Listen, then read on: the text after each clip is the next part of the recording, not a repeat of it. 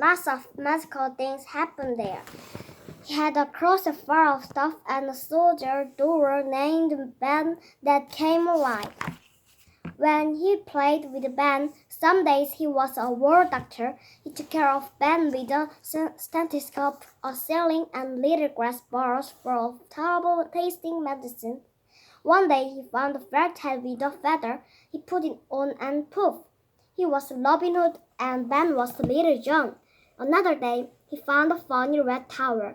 As soon as he wrapped it around his shoulders when suddenly he was Superman with flying powers. Today Jack and Ben were looking for a new adventure. Jack dug deep into the back of the closet. Suddenly Jack pulled out a magnifying glass and bam! Jack was Sherlock Holmes and Ben was Dr. Watson. They began investigating the attic. Hours later,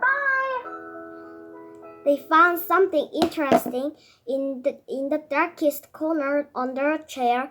There was a tiny scrap of paper. Jack tried to read it, but the writing was too small. He put it under the magnifying glass. It was a treasure map. Bingo! He yelled. All of a sudden, they were surrounded by pirates. The pirates struck with Jack and he dropped his magnifying glass. He looked back as the pirates carried him off to their ship. Ben had turned back into a door and he sat beside the magnifying glass on the floor. In the ship, the pirates opened the map and tried to read the instructions. It was impossible. The words were too small. They wanted Jack to tell them what it said, but he couldn't read it without his magic magnifying glass. The pilots threatened to throw him off the ship if he didn't help. Jack didn't know what to do. The pilots put him on a plank. They made him start walking toward the water. Suddenly a ship appeared. It was Ben in a boat full of soldiers.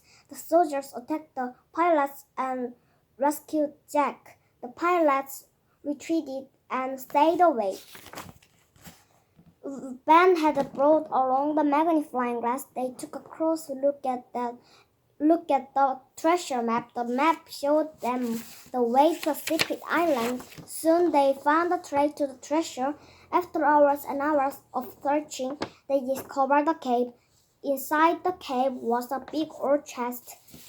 Jack reached to open the lid. Suddenly they heard loud footsteps. The pilots were back. Ben shouted. The door creaked open, and it was Jack's mom. "It's snack time," she said to Jack. "Did I interrupt anything?" "No, I was just playing," Jack said. "I'll sum down in just a second." He looked at Ben, and Ben looked very disappointed.